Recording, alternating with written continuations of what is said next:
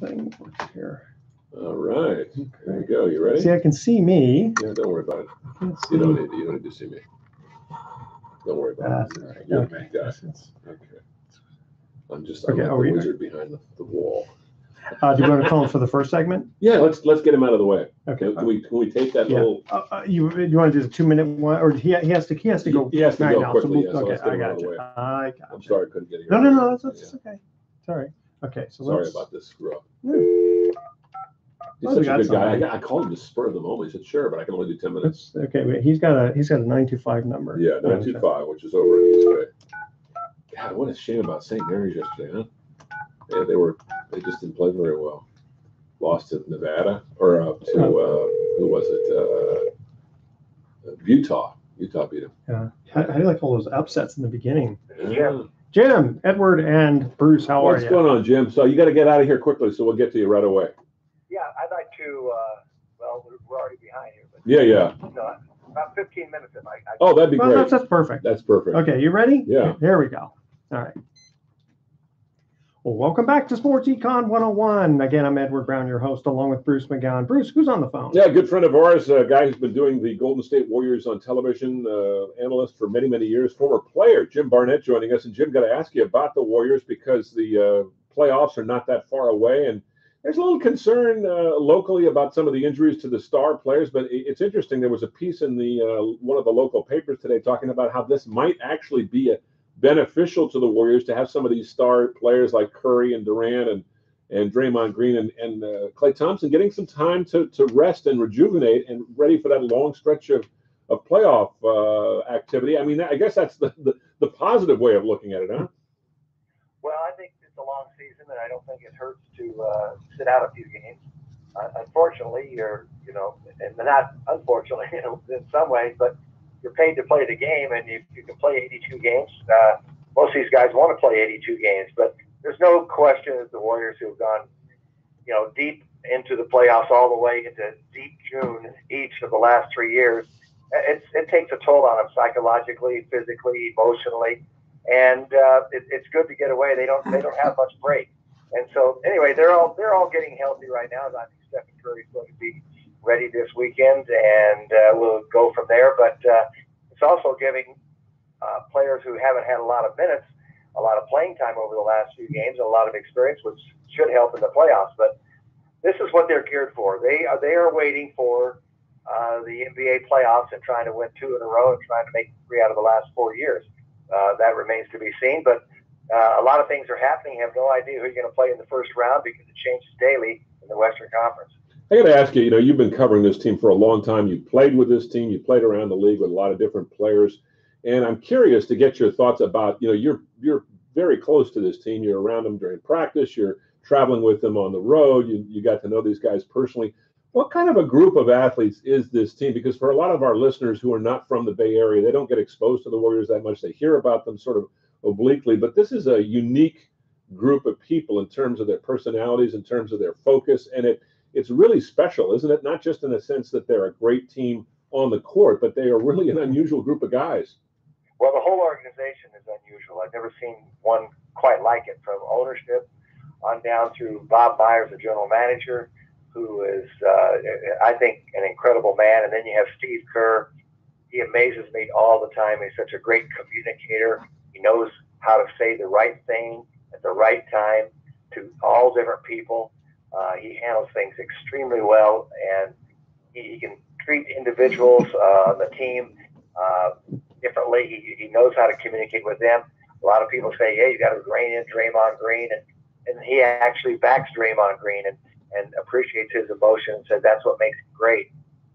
So he really has great respect from the players, and these players are intelligent. Their basketball IQs are very, very high. They're all different.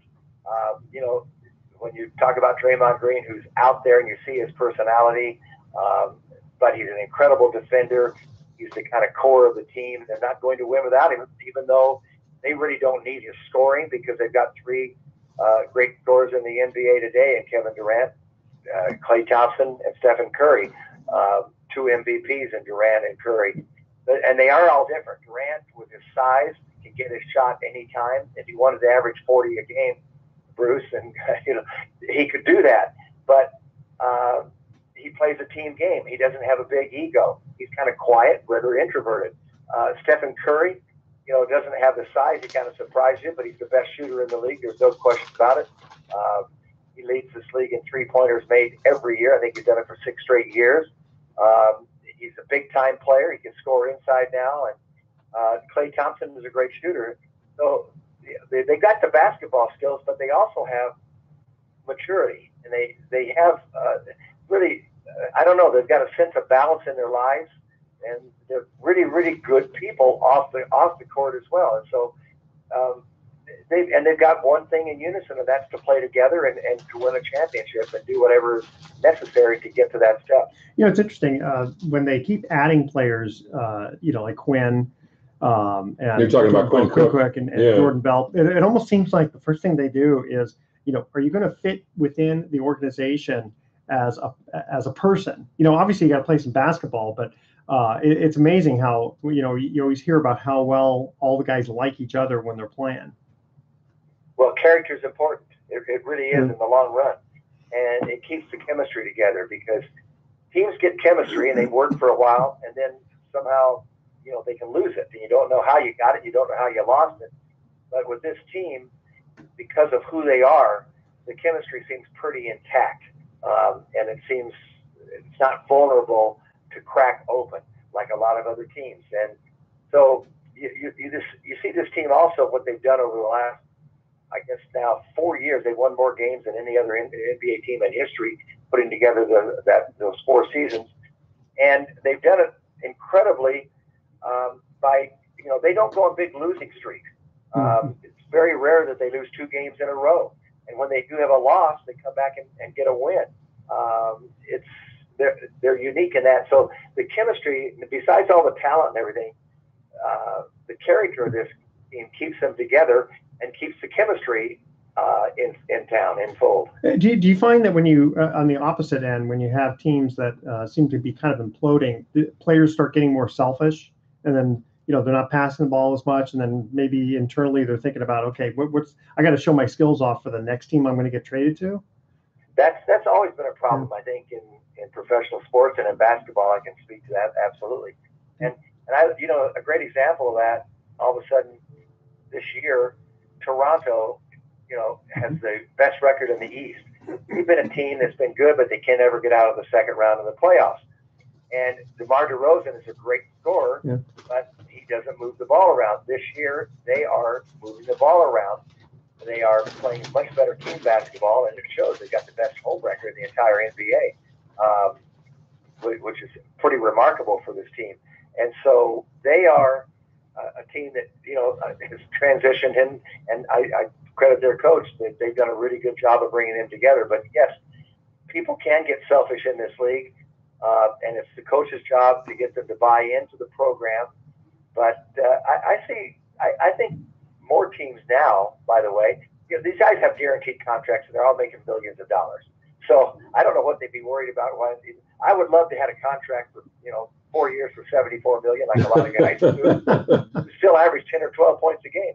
It amazes me. Yeah. So there's no reason for them to be selfish anymore. And I do see a tendency of passing the ball and playing more like the Warriors. A lot of teams are doing that. Yeah. And so I don't see it as much as I used to see that about being selfish. Yeah, it's interesting you bring that up because I think the Warriors, this always seems to happen that the successful teams, everybody wants to be like them. And so the Warriors are kind of, looked at by other teams as the ideal. So there is a sense of, or a bit of a copycat kind of a syndrome that goes through all sports, I think. Don't you think, Jim? And it's actually been a good thing for the Warriors and for the league.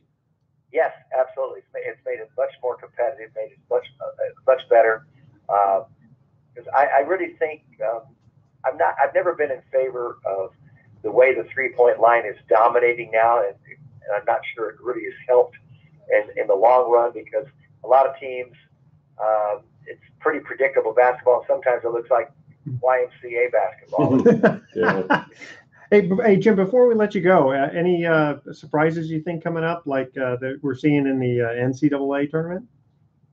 Well, there's always an outlier team. There's always an outlier player on a team that comes, and all of a sudden changes the game and maybe changes the series. I will say this: to get Houston and the Warriors with the two best records in the West to meet in the finals, it's probably 50-50. I'm not sure both teams can do that because you're going to have to go through teams that are hot. You've seen Portland run off 13 straight wins this year. You've seen Utah run off 12 wins in a row. You've seen OKC be really good but really bad. And New Orleans has run off double-digit wins. So those teams are all dangerous in the first round or the second round. And so I can't predict anything, but I can tell you this. I think the two best teams are Houston and Golden State. Very good. That's my take on that. Jim, thanks again for joining us. We always love having you on Sports Econ 101. All right, Edward, thank you. You're very welcome. Take care. All right. You too. Jim Barnett, of course, for those that don't know, not only is an analyst for the Warriors and has been for many, many years, going back to the mid-1980s, but he played for 10 years. And an interesting thing about his career, Edward, we'll talk about it in a second. Yeah, we're going to come back. Bring that up, yeah. Yeah, we'll come back. Yeah, shoot, I just look at him. I get him. We probably could have had him on one more segment. Well, he said he had to go by 11. But he said 15 minutes. That's all right. Yeah, no big deal. I don't want to come off halfway. Yeah, keep him happy. Yeah. Jim's a little bit cranky sometimes. He's a good guy, but he gets cranky. Like one time I asked him to do an interview. He goes, Bruce, I'm preparing for a game. I can't do anything. Yeah. I kind of. And I understand that. I understand that too. I mean, I think I'd probably be the same way where it was like, hey, listen, I can't talk right now. All right. So this is going to be segment number 2. That's so funny. The people at my work, it's KCBS is kind of everything is so precise. So I get this email from my boss saying, I heard, I didn't hear this directly, but I heard somebody told me that you said the Warriors were up by 4 points in the third quarter. They're actually up by 4 in the fourth quarter. And you recorded that. Well, here, he said that Houston and the Warriors meeting in the finals. Right. That's well, I knew what he meant. The Western Finals. Yeah. It's like, come on. I mean, listen, we all kind of know what he's talking about. God almighty. I mean, I brushed it off. I thought, okay, maybe it's a little minor mistake, and I respect the fact that they're watching for all those little cross your eyes, cross your T's. You should have told him. You said, no, you heard it wrong. I did say the third quarter. Yeah. Let's see here. Cable cuff. Yeah, so you know how you get the. Yeah. I mean, you use the big ones for. Oh yeah. We're getting a little respite in the rain here. Yeah. So I had to run across the street. I go, better do it now. Yeah. All right, let's do our 2-minute open. Yes. Definitely. It'll be interesting to see how this broadcast. Okay.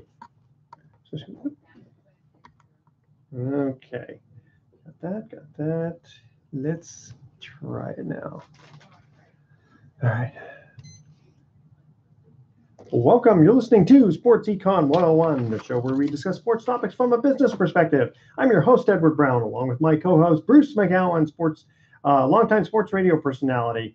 Today, we're going to have a guest on for just one segment next time. Yeah, we've got Jim Barnett, former Warrior player who also played around the NBA in the 1970s, and he's been an analyst for almost, I guess it's been over 30 years on television with the Warriors. Very passionate, knowledgeable guy, and he's going to talk a little bit about the Warriors, who were the defending NBA champions and gearing up for the postseason, which is just around the corner. So we'll have some fun talking some hoops in just a few minutes. All right, and our trivia theme is going to be more tough baseball questions. In fact, we're going to do a little change. Instead of asking a trivia question next time, to start it off, we're going to ask it this time.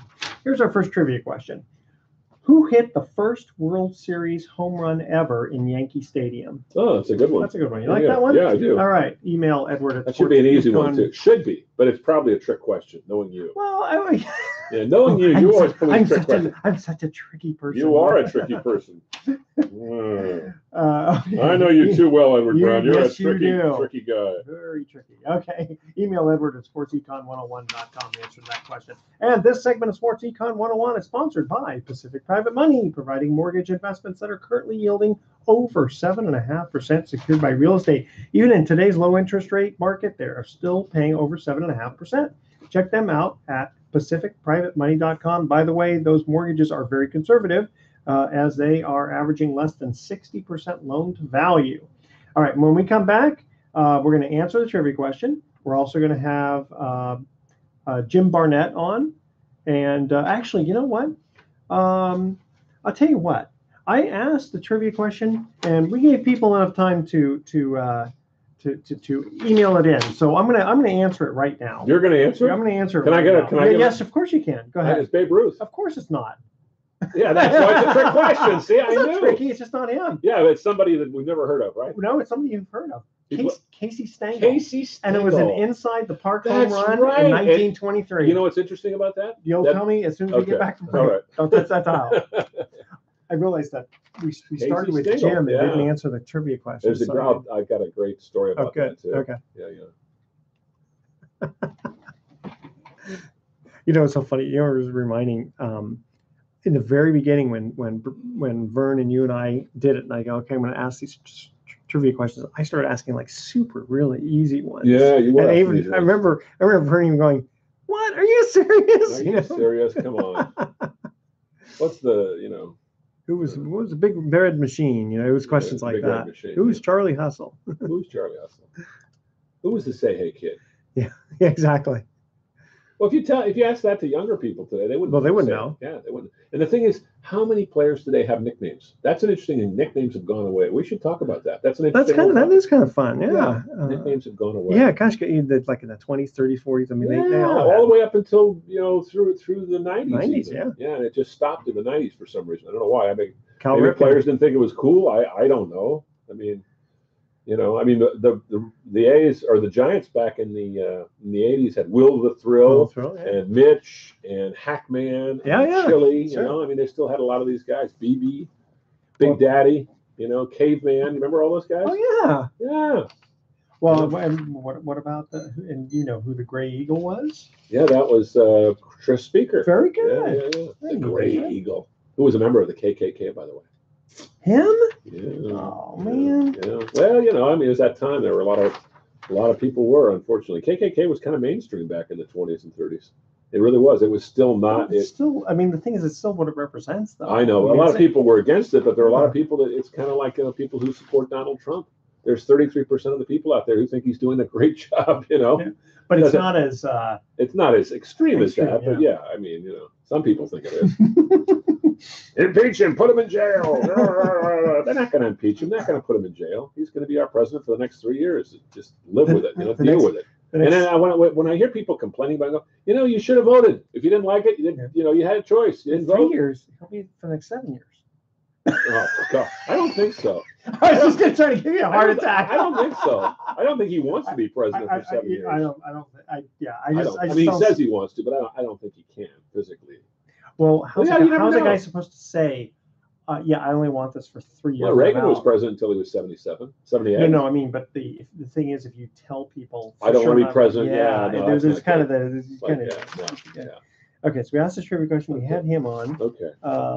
So we don't have to answer the trivia question now. And okay. Yeah, I had something about Barnett. Oh yeah. Casey Stengel. Casey Stengel, yes. Okay. Sorry. All right. Welcome back to Sports Econ 101. Edward Brown here, along with Bruce McGowan. Now, the first segment we did, we asked a trivia question. The answer was Casey Stengel. Yes. We cut out. Who was a very good player, by the way. People forget that Casey Stengel was not a Hall of Famer, but was a solid, everyday player for a number of years. He was. I always think of him as an old man. Well, he and when he hit that inside the park home run in 1923 for the New York Giants, that won a game, by the way, was the only game that they won in that World Series. The Giants had beaten the Yankees in 21 and in 22, and in 23 the Yankees moved into the new Yankee Stadium and won that series, and that was the only win for the Giants. And Casey Stengel, barely made it around the bases, and they said he looked like, when he was running around third, he looked like he was just sucking air. Yeah. Casey was quite a character. He loved telling the story of that game because that was his big moment. Can you imagine hitting an inside the park home run to win a World Series game? I don't care if you're a star player or a Scrabini, that is your big moment. Scrabini, I haven't heard that term. Yeah. And he was a little guy too. Not a big guy. Yeah, he was about 5'10", kind of built like a fire plug. Yeah, not a big guy. I met Casey Stengel many, many years later, obviously, when he was, very old in New York at Shea Stadium. He was just a guest of the ballpark. He was sitting in the press box, and he asked me a question. I can't remember what it was, but it was He goes, "Hey, you know where?" You know, and he had this gruff kind of voice, and his face was just, long. He didn't. I don't think he chewed tobacco, but he had these furrows in his face. It looked like, I mean, he just looked like an old guy, but he was. You recognized him immediately. Okay, yeah. Casey Stengel, he had these big ears and a big nose and wild eyes. He was a character. Great manager though. You think about the Yankees when he managed them in the 1950s. They won 5 World Series in a row. Nobody's done that before or since. Yeah. So that's pretty remarkable. And we talked earlier about nicknames. Casey's nickname was Casey. His real name was Charles Dillon Stengel. Think about it. Today, we don't have, with rare exception, Tim Lincecum was known as the Freak, but I don't know if he was known nationally as the Freak. How many players have nicknames anymore? It's kind of sad. I think nicknames are... Or Mad Bum? Yeah, Mad Bum for Madison Bumgarner. But, I mean, it used to be that players embrace nicknames, love nicknames. Mickey Mantle was the Mick, Willie Mays was the Say Hey Kid, Orlando Cepeda was the Baby Bull, Whitey Ford, was Whitey. I mean, I remember covering the Giants in the 80s. They had the Caveman, Big Daddy, Will the Thrill, Mitch, Hackman, and Chili. I mean, talk about a great group, and they were characters. Well, they had the Bash Brothers. They always had the Bash Brothers, McGuire and Canseco. And, the Warriors have the Splash Brothers. The Splash Brothers, but I think it's more of a, nobody ever refers to players today by their nicknames, and back in the day they did. I don't know why that went away. It'd be interesting to find out why. I was gonna say it's not. It's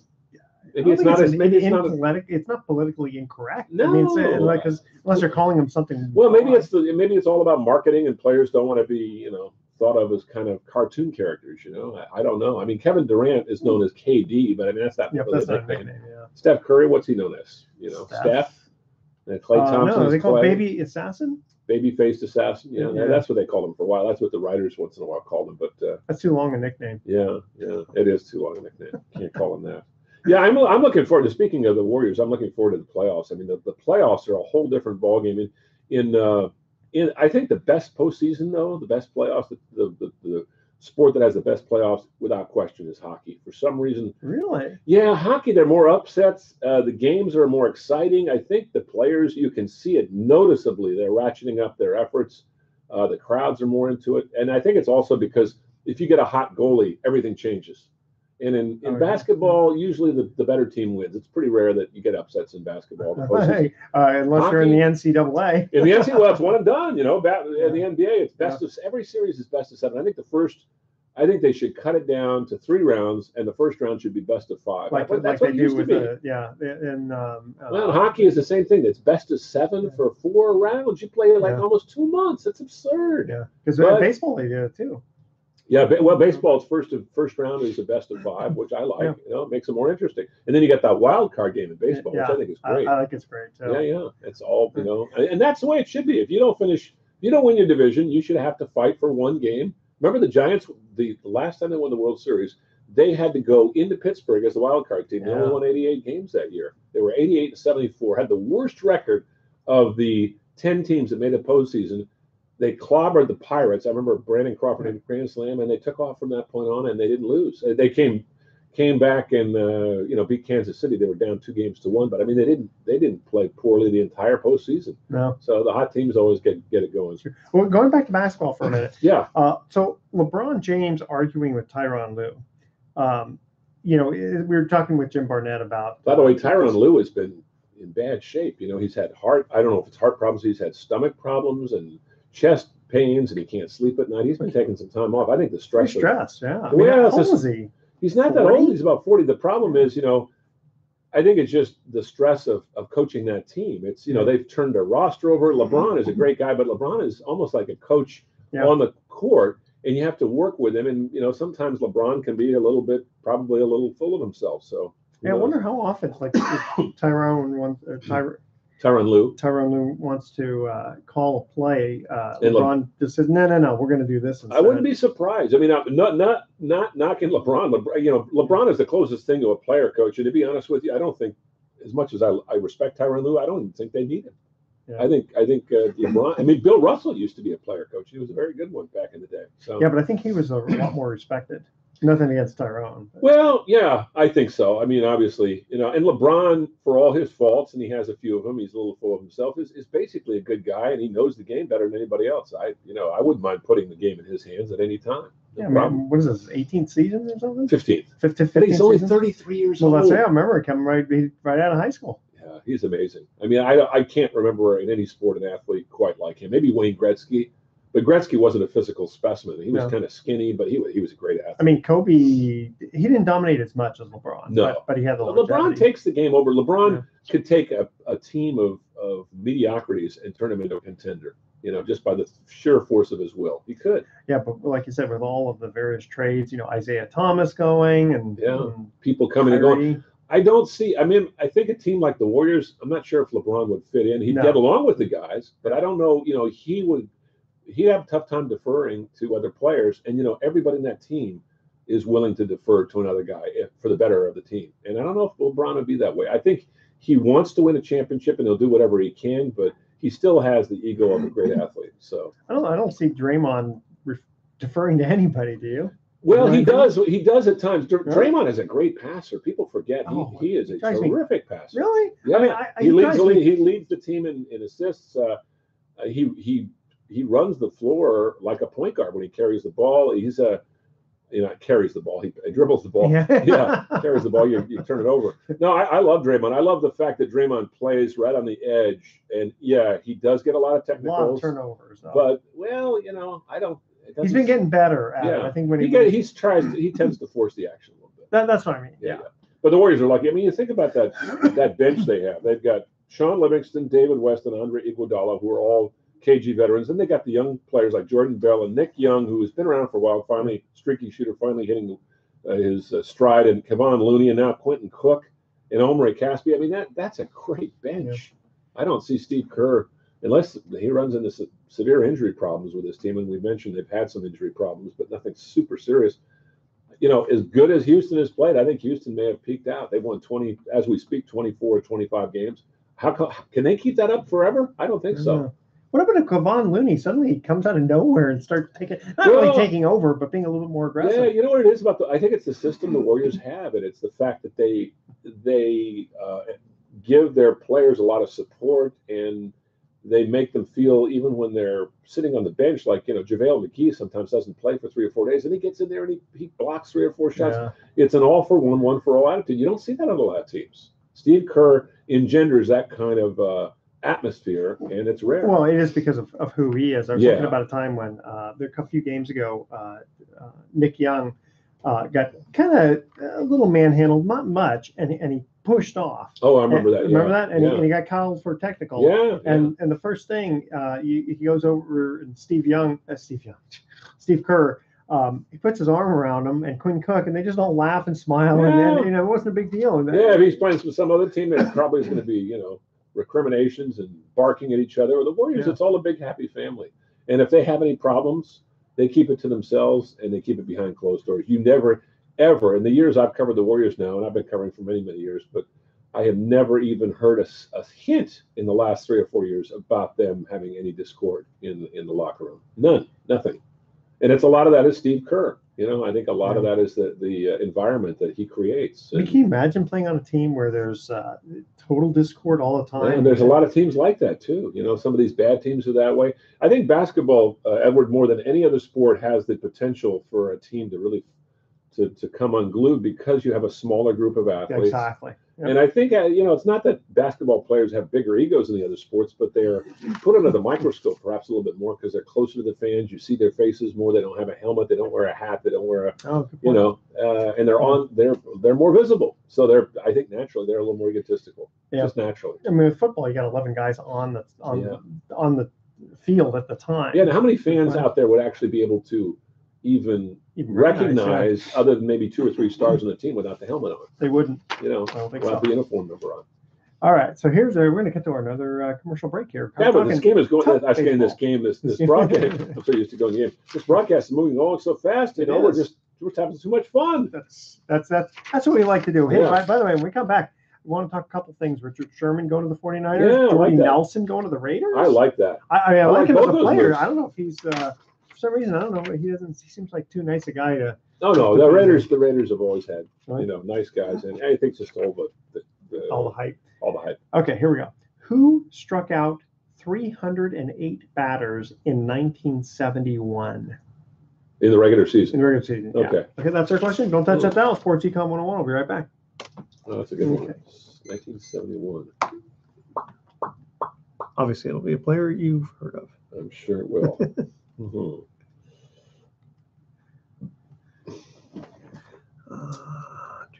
This is number 3. I'm going to go for a nice hike after we get out of here. Really? Yeah. Between this, in between these storms. You may Supposed to be more rain coming in tonight, isn't there? I think so. And then tapering off. Bumming me out. I'm not getting my surfing in. You can surf in the rain, can't you? Oh, you can, but it's just the wind. A lot of wind and it blows everything up. The rain doesn't cause the problems with the surf. It's the wind. Because it blows, a crosswind and churns up the surf. You might get a nice hike in. It'll be a little muddy and all that, but. I was going to bring my dog, but if it rained, I didn't want him. He's got short hair. I didn't want him to get all wet. So I'll give put a little doggy raincoat on him. Yeah, we have a few of those. He's a great little dog. He'd probably like it too. He would. Sounds like going out right now. Yeah. All right. Okay. God, I had a double. What was it? A double. Not a mocha, but latte this morning. It's like flying. I was so sluggish when I got up this morning. Now I'm like, how 1 cup of coffee sometimes. That big cup though, it was like half milk and then half. My wife makes the coffee really strong, and she always leaves me just enough for half a cup in the pot. So I put it in with the milk. I put a little honey in. I put it in the microwave. It's like, this is perfect. And all of a sudden, Do you get that coffee in the morning? Most of the time. Yeah. I didn't do it today, but I never was a big coffee drinker, but once I married my wife, for some reason she loves the coffee, and I like to have 1 cup in the morning. My wife same way. Yeah, just 1 cup. Here we go. Okay. Welcome back to Sports Econ 101. One more time, I'm Edward Brown, your host, along with Bruce McGowan. Second trivia question. Talking tough baseball questions here. Who struck out 308 batters in 1971? I'm going to guess he pitched for the Baltimore Orioles, and because I know the Orioles had 4 20-game winners in 1971, and yet they did not win the World Series that year. The Pittsburgh Pirates did. Roberto Clemente won the MVP. So I'm going to guess somebody like Dave McNally or Mike Cuellar or. Wrong team. Oh, wasn't the Baltimore Orioles? It wasn't the Baltimore Orioles. They had a great pitching staff. They did. Okay, so let me tell you. Not Bob Gibson. No, let me tell you who struck out 301 batters was Vida Blue. Okay. But 308, think of the Tigers. Oh, Mickey Lolich. Yeah, Mickey Lolich. Mickey Lolich. Yeah, it's funny. I never thought of him as that much of a strikeout. I think it was only the 1 year they had a major. He was a great pitcher. He won 3 games in the '68 World Series, including the clinching game in St. Louis, where he shut down the Cardinals. And it's funny. In later years, you see Mickey Lolich appear at these old timer events in this big old. He looked like a big old tub of goo. How did this guy get on the pitching mound? He'd waddle out there. They said, Mickey, not to give you a hard time, but how did you put on so much weight? He goes, I own a donut store. A donut franchise. He owned like 4 donut stores in Detroit. That's what he invested in. And they said, well, you really got to stop sampling, your product. You got to eat all the profits. Yeah, he laughed about that. He had a good sense of humor about it. So. Boy, I tell you, that would be my downfall because I'm a donut fiend. Got to get somebody like, what I'd love to do is track down one of these old timers who played in the '60s, baseball players. Well, we had Denny McClain on. Yeah. Get some of these guys to tell their story. Jim Barnett. That's one thing. Next time we get him on, we got to have him tell some stories because Jim Barnett. Get this. He played with Elvin Hayes in San Diego, the Big E. Yeah. He played with Nate Thurman and Rick Barry in Oakland. Mm-hmm. He played with Bill Walton up in Portland. He played for Bill Russell his first year in Boston. He played with Dr. J in Philadelphia, and he played with Earl the Pearl Monroe and Clyde Frazier in New York. Can you imagine that? I mean, it's kind of like he's Walt Frazier. Walt Frazier, Clyde Frazier. Yeah, his nickname was Clyde. But I mean, I just did you know that? You didn't know that? See, there's another nickname for it. I mean, Clyde the Glide was. Well, Clyde because he looked like Bonnie and Clyde. He always dressed like a gangster. Oh, they had a New York. Walt Frazier was known for that. But he was kind of like, what was that movie that Tom Hanks was in where he was involved with all these? He was kind of peripherally involved with all of these. Forrest Gump. He's kind of Jim Barnett's kind of the Forrest Gump of pro basketball. I'm sure he'll appreciate that. No. I mean, in a nice way. I mean, he's been. You think about it. He never won a championship, but to play 10 years with all those different teams, and in great cities too. Only he played in New Orleans. He played in New Orleans with right. Pistol Yeah, Pete Pistol, Maravich. He was yeah. good friends with Pistol Pete. So think about all the Hall of Famers he played with: Dr. J, Pistol Pete, Yeah. Clyde the Glide, Earl the Pearl, Bill Russell, Bill Berry. Walton, Rick Barry, Nate Thurman, Elvin Hayes. That's like 10 8 or 9 or 10 of the best players in the history of the NBA. What a great experience! All the stories he must have had. I used to love Pistol Pete Maravich. Yeah, he Yeah. was a great college player. Pros, he was okay, He was but okay, but he college never. was- I don't think the NBA was ready for him. Yeah. I think if he played today, I think he'd be great because of the 3-point shot, because he was a great outside shooter. Mhm. But what an artist with the basketball, the way he could dribble. Kids, if any of our listeners are under 30 and didn't see Pistol Pete, haven't seen any films of him or anything, look him up on YouTube, because I'm sure there's some shots of him, dribbling around people. He was like, Meadowlark Lemon or some of these guys in the Harlem Globetrotters. Just an amazing, like Steph Curry. Steph Curry is kind of like that. Yeah, even did they say Bob Cousy was kind of like oh that? God, Bob Cousy was a magician. Yeah. Yeah, definitely. The Fran Tarkenton of I love. Speaking of, not to get on that a topic, Fran Tarkenton, but I remember one of the first football games I ever went and saw. I remember he was playing against the 49ers at Kezar, and he goes back to pass, and he's flushed out of the pocket. He runs left, he runs right, he runs left. He ran for about 7 or 8. It seemed like about 7 or 8 or 9 or 10 seconds, and then he throws one all the way across the other side of the field and completes a 15-yard pass. I was like, what is it with this guy? Yeah, the Scrambler. Yeah. That was his nickname. Yeah. No, he was one of my favorite. Yeah. So let's see here. Richard Sherman is now with the 49ers. Yeah, how about that? And he negotiated his own contract. Yeah, negotiated and got a good deal, and well, he's a character. I got to cover Stanford real closely for a couple of years. I was working with the athletic department, doing web TV interviews, and we'd have him on. We had Andrew Luck on, and of course, Jim Harbaugh. He and Jim Harbaugh did not get along very well. It was quite evident. They had two very strong personalities, but you could tell he would be a good player. I was surprised, frankly, that he turned out to be quite as good as he was. I think a lot of that had to do with Pete Carroll's system up in Seattle. Pete Carroll did a great job up there. I think the Seahawks are going to go through some tough times here. Marshawn Lynch left, Sherman left. They traded a number of their top players away. They're going through a little transition, but Sherman will be a good influence on the younger players. He's basically a good guy. He just talks a lot, but he's basically a good guy. He doesn't get into trouble off the field. He's a Stanford kid, so he's a smart guy. And, his football IQ is high. It's almost like having a coach out on the field. So I think it's a great move by the 49ers. And they're building something, not to say that they're going to be a Super Bowl team anytime soon, but they're building something that looks good for the future very soon. And the Raiders, as much Garoppolo is terrific. Yeah. If you keep him healthy, keep him upright, that's the key. Keep him healthy. And the team across the bay, the Oakland Raiders, even though they're going to be gone in a couple of years, I love what John Gruden has done. I like bringing in Jordy Nelson. I mean, get rid of Michael Crabtree. He was a diva. He was underachieving. Jordy Nelson is a tough dude. I think he'll add a lot to that team. So good moves by both the teams. It's made the Bay Area NFL football scene a lot more interesting this year. Although, as I said, we're only going to have the Raiders for a couple more years, and then they're Vegas bound, baby. Yeah. Now, Jordy, he played for the Packers for a long time. Yeah. He just gives me this appearance that he is sort of a Midwest type of person. Oh yeah, no question. Is he? Yeah. Very good, easygoing guy. It's funny. The Raiders have had players like that over the years. They just don't push that. The Raiders have always been very conscious, not so much lately, but back in the day, they encouraged the writers and the media to sort of caricature them as the bad guys, because they like that with the dark Ben jerseys. Davidson. Ben Davidson was a sweetheart. I got to know him. He was the nicest guy on the field though. A lot of players on the field. They turned it. It's like Dr. Jekyll, Mr. Hyde. Turn that. John Matuzak. Now he wasn't a bad guy, but he was just a little crazy. Yeah. I remember going up to him after the game once and interviewing him. His eyes are darting left and right. He goes, the thing about playing for the Raiders is when you go out in the field, you want to make the other team realize that you shouldn't even be on the field with us. You just have to destroy their will. It's like, oh, okay. Well, he was a big dude. Big dude. 6'8", 300. 6'8", about 280 pounds, and not a shred of fat on that guy. He was just. But he died young. He was only 38. Well, the drugs. Yeah, he did too many drugs. He was a wild child. He was in an episode of MASH. Good actor, actually. Yeah, actually, he was fun. He was in a movie, North Dallas 40 with Nick Nolte. Oh, that's right. Yeah. But if you've seen the episode of MASH, you can see he's a big guy, even against other fairly tall people. Oh yeah. Oh my gosh. Yeah, and he had that larger than life personality. It's funny, when the Raiders got John Matuzak, he had been kind of a failure in Kansas City. and with a couple other teams, and it was sort of a last chance for him.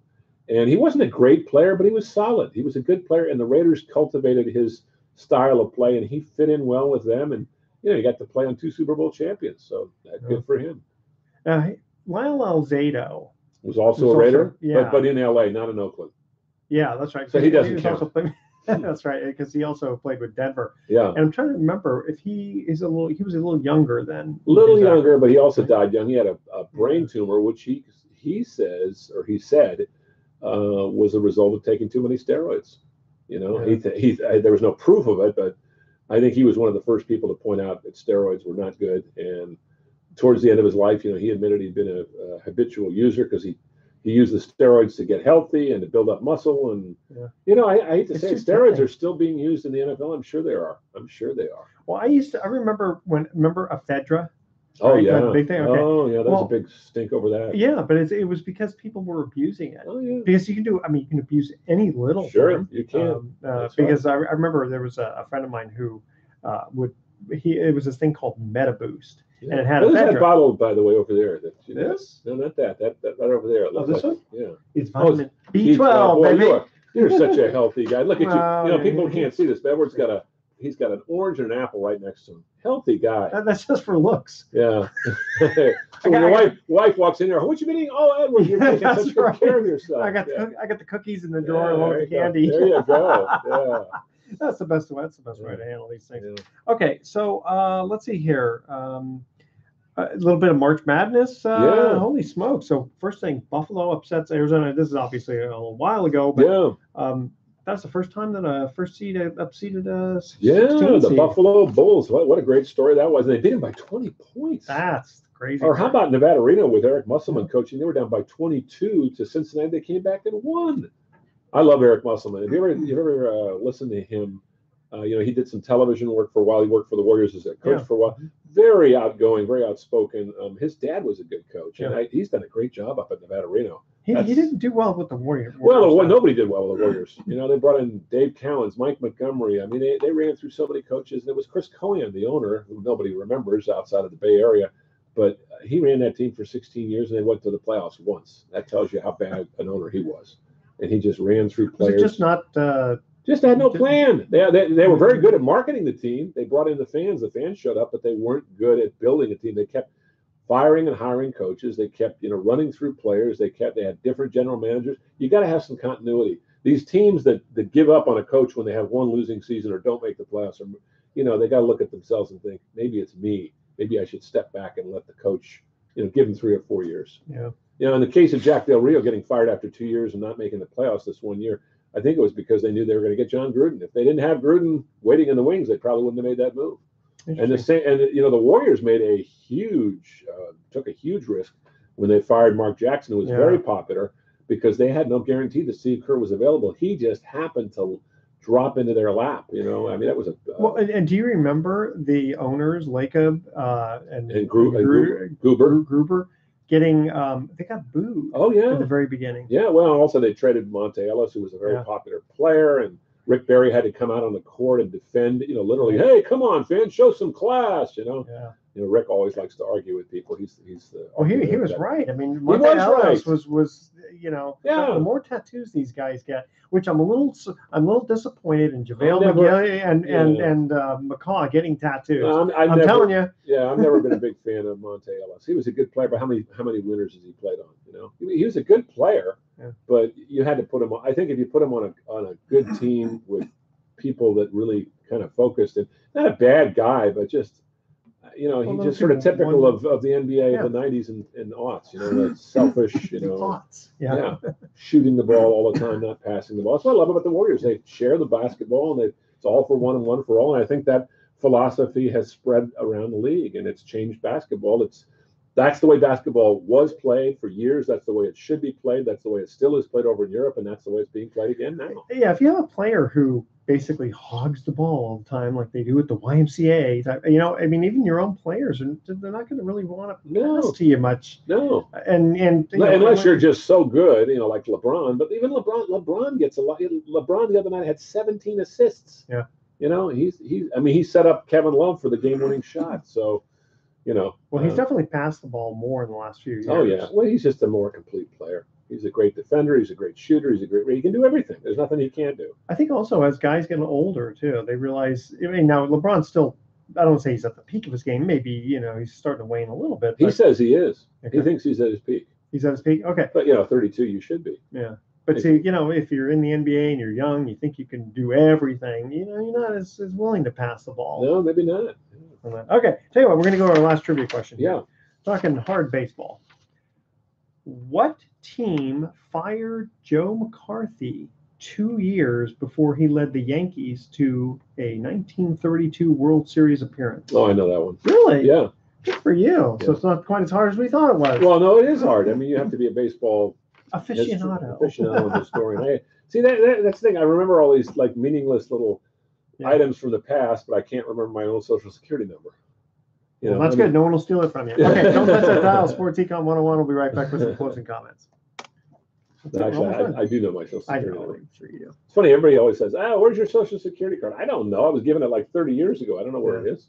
I think I still have it. I think it's around somewhere. Just I think I put it in a safe deposit box. Probably. Yeah. Just don't say it on the air. Yeah. What the number is? Oh God, yeah, I'm gonna grab a hold of it. Getting ready for taxes? Been doing most of them. Yeah. Good. Yeah. I got to get all our tax stuff over to our tax gal here.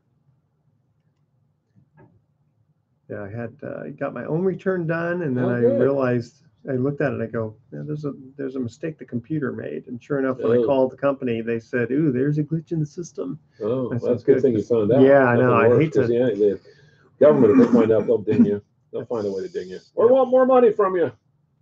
It's funny though, if you get auditor, I think demand payment, people seem to think that they're going to come and steal you, take your house and put you in prison. They're not going to do anything to you. You could actually be delinquent for a couple of years. They'll just keep bugging you, and eventually, you're going to have to pay off. But it's not like you're going to go in the debtor's prison or something. No. People are so afraid of the IRS. The IRS actually is.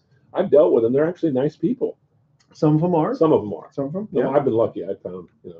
I had auditor. Well, you've had I had to go in with my accountant, and he was cool, and he and the auditor actually had a relationship, a past relationship. Yeah, friends. that helps. That helped. Yeah. Made a big difference. Especially when it looks like you're not trying to cheat them. All you're doing is. And I think most auditors are probably thinking, this is a little problem we can solve. Exactly. Yeah. All right, here we go. Okay. Welcome back to Sports Econ 101 last time. For today, I'm Edward Brown, your host, along with Bruce McGowan. Here was our last trivia question. What team fired Joe McCarthy 2 years before he led the Yankees to 1932 World Series appearance? That would be Joe McCarthy. I know. What team fired him? Oh, Chicago Cubs. Yes, very good. Interesting story behind that. Joe McCarthy was a great manager during the Lou Gehrig era, and I think Babe Ruth was still with that team. He was kind of winding his career down when Joe McCarthy joined him. They played the Cubs, and I'm not sure if it was the 34 World Series, but they played the Cubs and destroyed them. And that's the one where Babe Ruth called a shot at Wrigley Field. The fans were throwing lemons at him and giving him all sorts of. And he points out to right field and hits the next pitch out. And as he's running around the bases, he says to himself, "You lucky SOB." And the fans were just like they were doing the equivalent of what people do, like we're not worthy, where they're sort of bowing down. Oh, is that right? Yeah. Chicago fans, That's a great story, though. I know. I wonder how many people will be looking back in time and go, man, we used to boo, LeBron or nobody boos Mike Trout because he's just a good guy, but certain players, and they realize, oh my gosh, this guy was like a Hall of Famer. Well, booing is a sign of respect in some quarters too, though. I mean, the fact that you care enough to boo for some, a guy that's on the other team you don't boo is like, oh, I'm sure he'd love to be booed rather than ignored. Yeah. Well, that's why I think like when a guy's shooting a foul shot, instead of doing all like this, just totally be silent. Yeah. Because it would throw him off. He wouldn't be. Yeah, that's a good point. Yeah. All right, here's our thoughts for the day. It's not what I have in my life, but who I have in my life that counts. Oh, that's good. Well, you and I are lucky. We both have wonderful women in our lives. That's true. And life is not a problem to be solved, but a reality to be experienced. That's true, too. I like that. All right. We got a couple of winners here. Couple of winners. Winner, chicken dinner. Yeah. Where did that one come from? I know. I was just thinking about it. Where did that come from? All right. Tune in next week to Sports Econ 101. We're going to be discussing sports topics from a business perspective and asking more sports trivia questions. Thanks for listening. On behalf of our team, I'm your host, Edward Brown. We'll see you next week. Good night, America. So long. This is a great shot. Look at this. It looks like they're standing on air, doesn't it? Yeah. I mean, literally looks like they're standing on air. LeBron was so perfect last night. They're up by 1 point. There's 40 seconds to go, and Kevin Love is isolated in the corner, wide open. LeBron draws a double team, throws it over to Love, and boom, three-pointer, game over. He's a good player. Kevin Love, yeah, he is. Yeah, I think Cleveland is going to be interesting because it's kind of hard to figure how good they're going to be in the postseason because of all these changes. But they're kind of like an outlier team. Watch that. I wouldn't be surprised if they make it to the finals. If they played in the West, there's no way. If they're playing in the East, Toronto is no guarantee. Boston is no guarantee. Well, we can't root for Toronto because that's Canadian. I don't see Toronto doing it, and Boston is too beat up. Yeah, I don't know. I mean, I could see both those teams being in the finals, but I don't see them winning at all. It's going to be the Warriors or Houston, and I just don't see the Warriors losing a 7-game series to Houston, even if they had to play 4 of the 7 games in Houston. I just don't. Well, it depends on how beat up we are. Yeah, if we're beat up, or if Houston gets beat up. Let's say Harden gets hurt. Let's say Trevor Ariza gets hurt. Let's say Chris Paul. Yeah. You know,